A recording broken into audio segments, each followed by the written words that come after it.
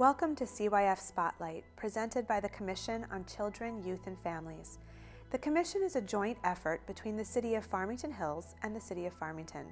Its purpose is to foster a healthier community by focusing on our most precious resources, our children and our families. The Commission is made up of dedicated volunteers and community activists from all walks of life. Working together with other groups and agencies in the community, the Commission creates programs with one goal: to encourage a supportive environment where children, youth, and families are happy, healthy, educated, and safe, and have the opportunity to reach their full potential. The Commission is hosting this show to bring our focus and activities to the community. We welcome your input and support. You can learn more about our Commission at our website, www.cyf.us. On today's CYF Spotlight, we are going to talk about special needs children. I have with me today Gabriella Berman, who is an advocate and a parent of a special needs child. Welcome. Hi. Hi. So in the United States, special needs is a term used in a clinical diagnostic fashion to describe individuals who require assistance for disabilities that could be mental, medical, psychological. Tell me how you see the definition of special needs, Gabby. Typically, I think people use it when referring to someone who needs help with an aspect of daily living. Okay. For someone with fine motor issues, they may need help dressing, feeding themselves, that sort of thing. But I hate labels. Sure. And it's very important to use language, a child or an adult with special needs, with a disability, a person who uses a wheelchair, and never to put the modifier in front of the person.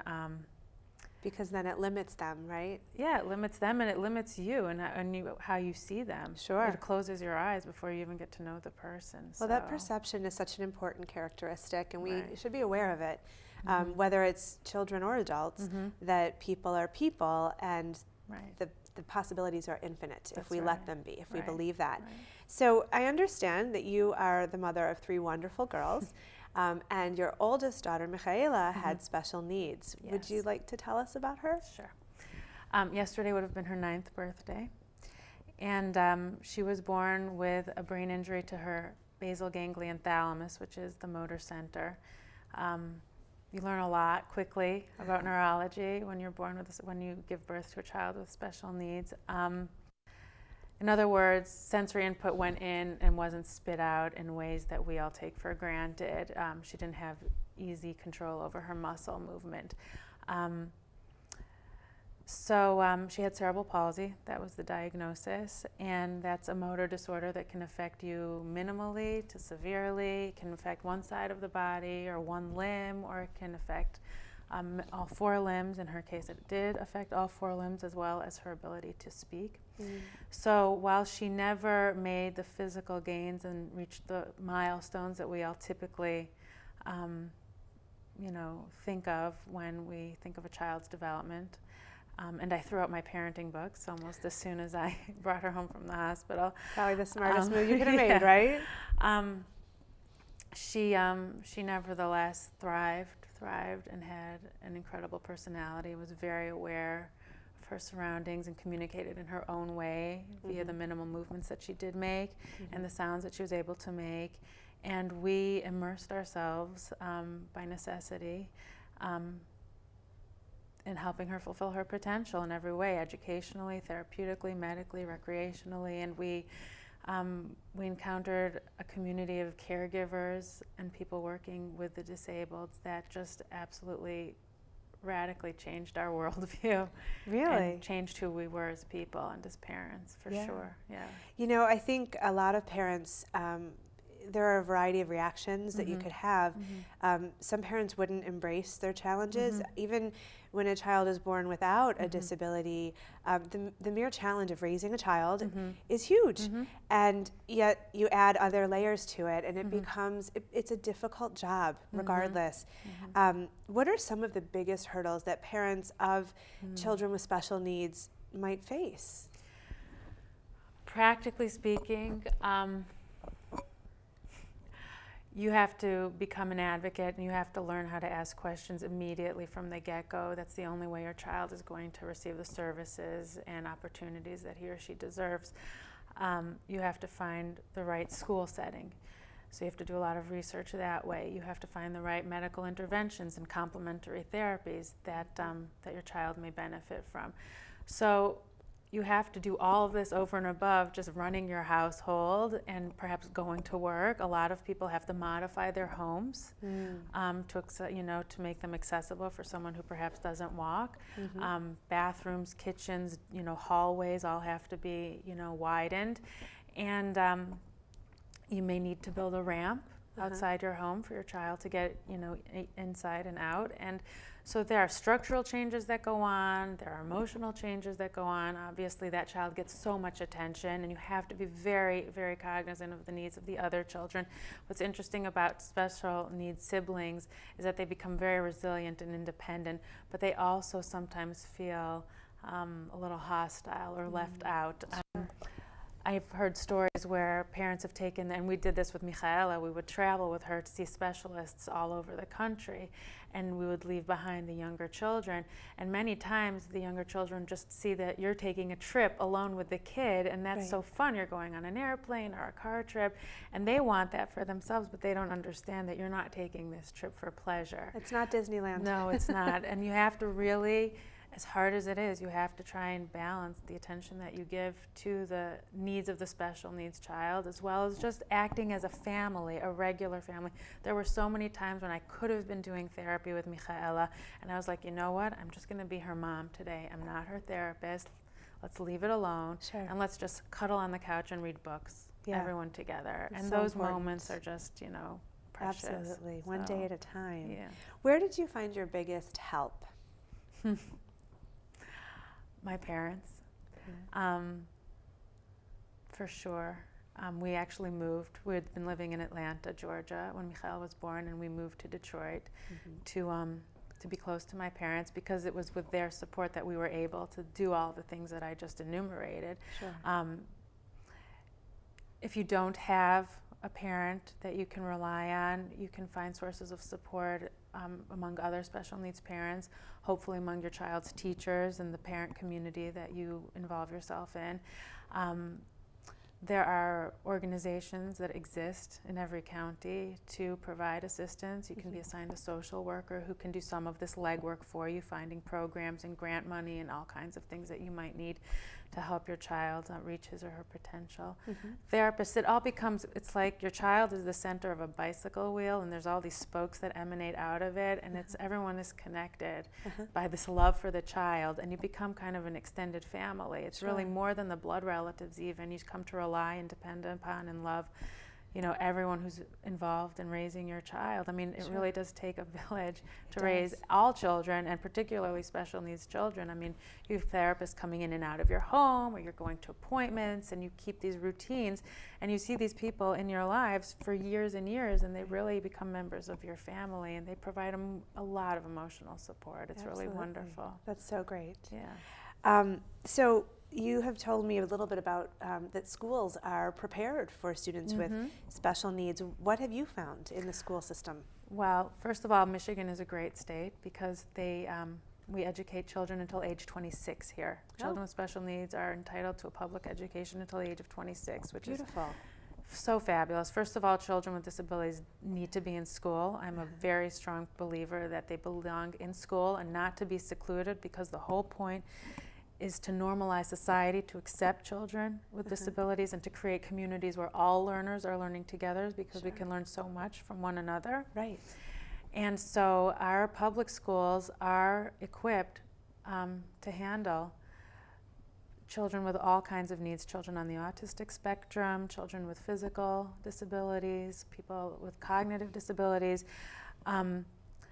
For educational purposes, the child does receive a label so that they go into the appropriate classroom for them within this public school setting, and you can, maneuver that as necessary if you need to with IEPs. Every child gets an individualized educational plan, and the schools are held accountable to meet and exceed the goals that are set out each school year for the child. And again, it's a group effort. Sure. That's great. But I really encourage parents to do the homework. If you're not happy with the school that's in your district, you know, meet with the superintendent, meet again, get a lawyer to come and help you, Sure. whatever it takes, you know, to find that your child can succeed in the school setting. I hate when I hear stories of parents who are really like, I'm going to homeschool my kid because it's just they're not getting what they need in the school system. You know, it's every child's right to be educated at school. The peer factor is also very important. Children need to be socialized and to be around other children, both able-bodied and non-able-bodied. Right. And we do have the option in a lot of places of schools of choice. And so if your school isn't meeting your needs, there may be another option too within the public system. What about government programs to help parents of children with special needs? They exist. Some are more bureaucratic than others, of course, but there are community mental health organizations throughout Michigan that advocate for the needs of special needs children and adolescents and young adults. There are a lot of workplace incentive programs out there. There are organizations that provide respite care for parents. We'll bring in a caregiver to give the parents a break because that's something that has to be taken into account. I always counsel parents, you know, try to find 1 hour every other day, not even every day, to exercise or to just do something for yourself. It's so hard. It can be so fraught with frustration. You work so hard as a special needs parent to help your child make strides, and sometimes, and they're each on their own path, and then it doesn't come quickly. Some children, you know, move much quicker with therapy than others. They don't. And as hard as you try, they may never get where you'd like them to be or where they would like for themselves to be. And you have to just, you know, yoga worked for me. You have to find a way to just, you know, clear out your emotional state so that you have the strength, physical and mental strength, to go, you know, to parent the right way. And physically, for children who need to be carried a lot in and out or transferred out, you know, in and out of wheelchairs, as they get heavier, if your back goes, what happens? What good are you to your child? So I really think that whatever parents can do to stay healthy themselves is very important. That question of balance is really essential for any family structure, but add in challenges and it's that much more important. It really is. You mentioned support groups for parents. There are local support groups that you found to be useful? There are, you know, schools can spontaneously, you know, be a support group when you know, interact with the other parents, and you learn best practices by having conversations with other parents. I learned about the school that my daughter ended up going to from another parent who we met at therapy. While you're sitting and waiting, while your child's working, you know, their butt off, you have time to sit and converse with other parents. And I learned about the school that I eventually wanted my child to go to. And all sorts of things like that. You learn about therapies or doctors doing interesting research by talking with other people. And also you can commiserate. I'm feeling the same thing you are. I'm not alone in this, and my feelings are normal, and doesn't make me a bad parent. I'm just human, right? Absolutely. It's important to remember that. One of the things, and we've known each other a long time, and one of the things that I always think of when I think of you and your husband Adam is how the birth of your child really did transform your lives, and sort of, as I mentioned earlier, you don't know the path you're on until you're on it, and then it takes you, and you realize you can contribute not only to the life of your child, but to maybe to the lives of other children or society in a meaningful way. And I know that you have formed together a business called Big Tent Jobs. Can you tell me a little bit about that? Sure. Big Tent Jobs is a recruiting firm. We place technical talent in career positions at leading companies throughout Southeast Michigan and beyond. IT is where it's at as we go forward in this advanced manufacturing and global, you know, 21st century economy. That's where those are the skill sets that employers are looking for. And we recruit actively job seekers who have disabilities that may be visible or invisible, and also medical, you know, chronic conditions. And our goal is to improve the employment rate for people with disabilities in this country. There's about 2/3 more people with disabilities who are not working as compared to the able-bodied working age population. And why is that? Is that because workplaces shy away from taking on someone who might have some challenges that they know about? I think that we call it the hidden talent pool. I think a lot of hiring managers are just not yet really aware that this is a pool that they should be recruiting from. In many cases, people with disabilities will stay in school longer to perhaps avoid the pitfalls of looking for a job in this economy, as do many able-bodied young people. And their retention rate sometimes is not as great because they get passed over for promotions. They kind of get stuck sometimes in a position, and because of the disability that's being seen first, unfortunately, their capabilities are perceived as perhaps being limited. So we're out to change that. You're going to change our world, aren't you? Well, that's wonderful. One job at a time. One job at a time. How many people have you helped at this point? Any oh my sense of goodness, that? dozens and dozens. Yeah. We've got people in the pipeline going on interviews all the time, and it's really, we get calls from all over the country. That's fabulous. You know, there are people in Hawaii who are like, open an office here. You know, we need you. It's great. Really, it's fabulous, and it creates community also. You know, that's wonderful. Now, if there's a business that would like to be in touch with you for your talent pool, how would they reach Big Tent Jobs? Well, of course, we have a website. Okay. BigTentJobs.com. Okay.